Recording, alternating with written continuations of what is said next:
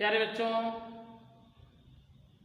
NCERT maths 11th के तीसरे lecture और चैप्टर समांतर श्रेणी में आज हम एक्सरसाइज 9.2 का अध्ययन करेंगे, जिसमें जो आवश्यक सूत्र हैं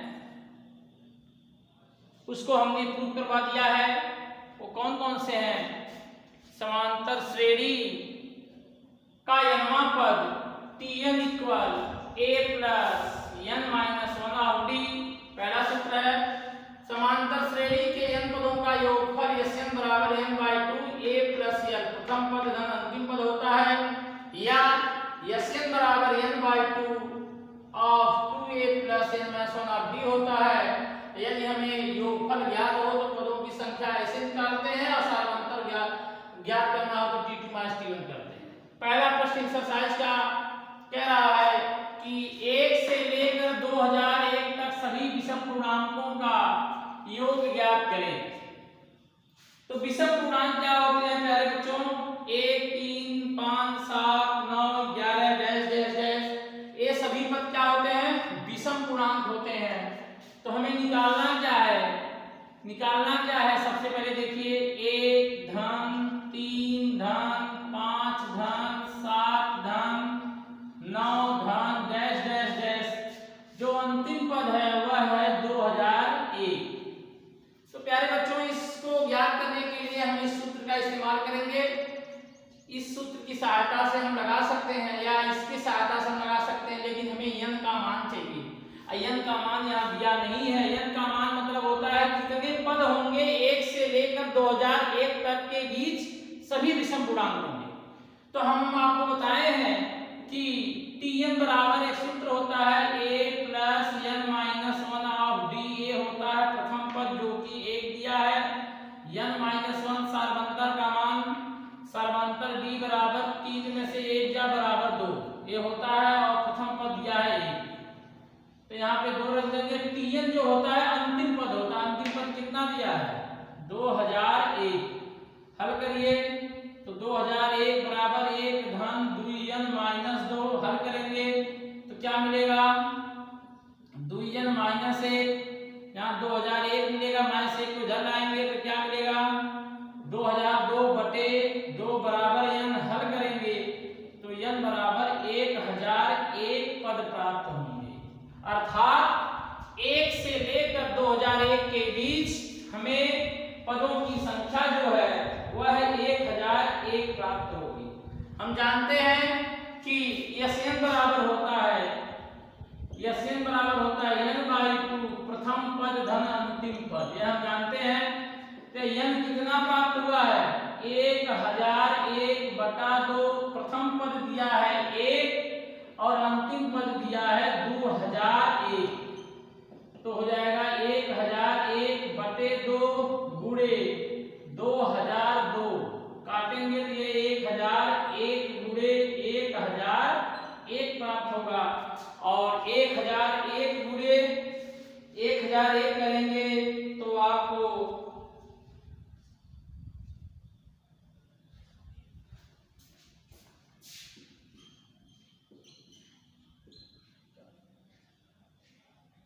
10,02,001 ये आपका आंसर होगा। आप बुरा करके इसे चेक कर लीजिए। ये क्वेश्चन नंबर 1 है, इसे आप नोट कर लीजिए। प्यारे बच्चों, दूसरा क्वेश्चन है एक्सरसाइज का 100 तथा 1000 के मध्य, 100 तथा 1000 के मध्य उन सभी प्राकृतिक संख्याओं का योगफल ज्ञात करें जो 5 के गुणज है। अर्थात वही संख्या लेना है 100 और 1000 के बीच जिनमें 5 की भाग पूरी चली जाए। अर्थात सबसे पहली संख्या होगी 105, फिर 110, फिर 115, ऐसे डैश डैश डैश डैश।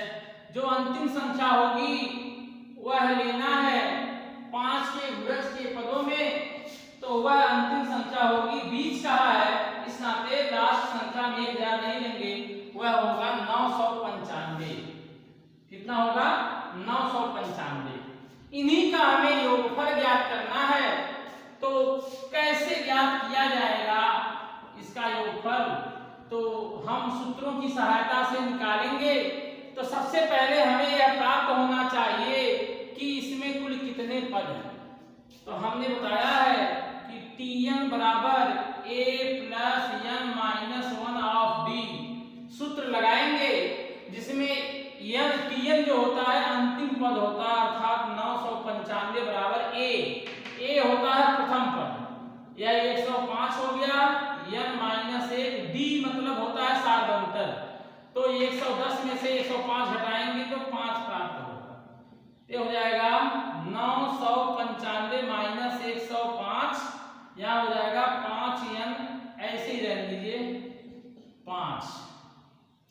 तो घटाइए तो कितना प्राप्त होगा, 5 में से 5 जा 0, यहाँ हो जाएगा 9, 890 प्राप्त होगा। और यहाँ पे 5 की भाग दे दीजिए n माइनस 1, तो कितना प्राप्त होगा, भाग दीजिए 5 का है 5, 3 9 5 7 35, 5 8 40, 178 प्राप्त हुआ। एक को उधर ला दीजिए तो जुड़ जाएगा, अर्थात 179 पद होंगे जो 100 और 1000 के मध्य होंगे और जो 5 के क्या होंगे, गुणज होंगे। तो हम सूत्र का इस्तेमाल करेंगे, Sn बराबर n/2 ऑफ प्रथम पद धन अंतिम पद। तो n/2 n भी प्राप्त किए हैं, 179/2, प्रथम पद कितना है 105 है और अंतिम पद है 995।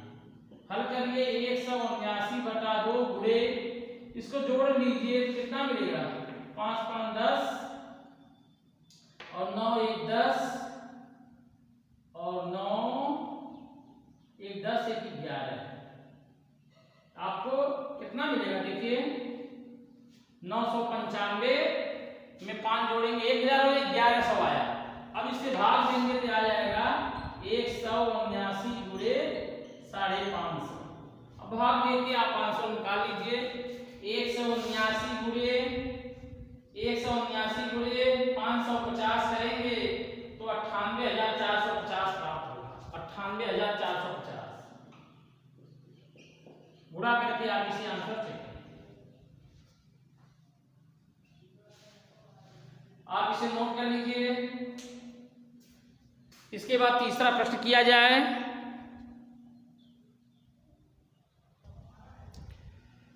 अगला प्रश्न है क्वेश्चन नंबर 3, कह रहा है कि किसी समांतर श्रेणी के प्रथम पद 2 है तथा प्रथम 5 पदों का योगफल अगले 5 पदों के योगफल का 1/4 है, तो दर्शाइए कि 20वां पद माइनस 112 होगा। प्यारे बच्चों, हमने बताया था समांतर श्रेणी का मानक रूप क्या होता है, a plus d a plus 2d a plus 3d a plus 4d, ऐसे करके हम समांतर श्रेणी में पदों को लिखते हैं। तो हम लिखेंगे, सबसे पहले दिया क्या है, प्रथम पद a बराबर 2 दिया है और कह रहा है कि प्रथम 5 पदों का योगफल, ये लिखेंगे प्रथम मतलब पहले, प्रथम 5 पदों का योगफल, 5 पदों का, प्रथम 5 पदों का योगफल अगले 5 पदों के योगफल का 1/4 है। अगले 5 पदों के योगफल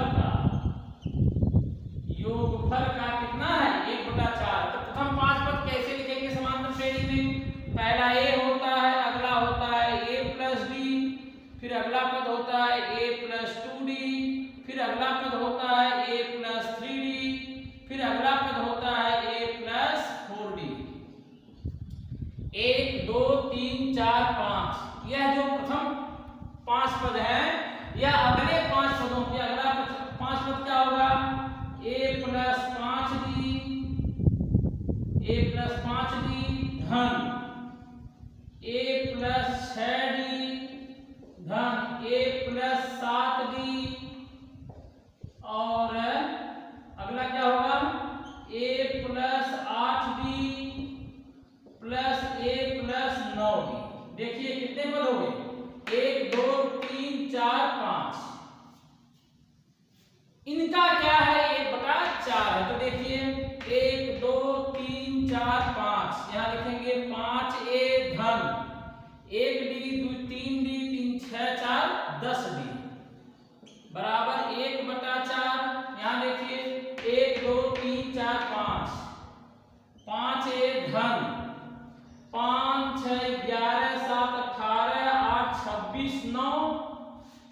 35D प्राप्त हुआ।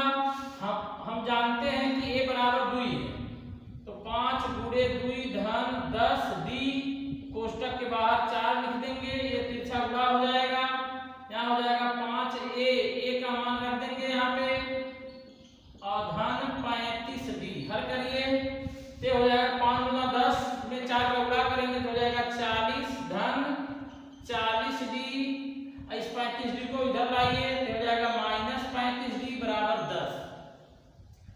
अब यहाँ से 40 में से 35 घटाएंगे तो 5 आएगा, 5 को उधर करेंगे 10 को इधर करेंगे तो हो जाएगा 40 में से 10 जा 30 बराबर -5D, और इसे काटेंगे तो 5 6 30 -6, अर्थात D का मान हमें -6 प्राप्त होगा और A का मान हमें 2 दिया होगा। प्यारे बच्चों, हम जानते हैं कि 20वां पद T20 बराबर होता है A धन 20 में से 1 जा, यहाँ दिया है A दिया है, 20 में से 1 घटाएंगे तो 19 आ जाएगा, और D का मान आया है -6, तो 2 -19 5 95 और 19 छक्का 114, 114 में से 2 घटाएंगे -112 आएगा, जो कि हमें क्या करना था, सिद्ध करना था।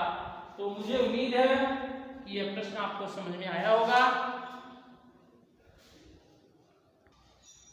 अगला प्रश्न है, समांतर श्रेणी -6 कामा -11/2 कामा -5 के कितने पदों के योगफल -25 है।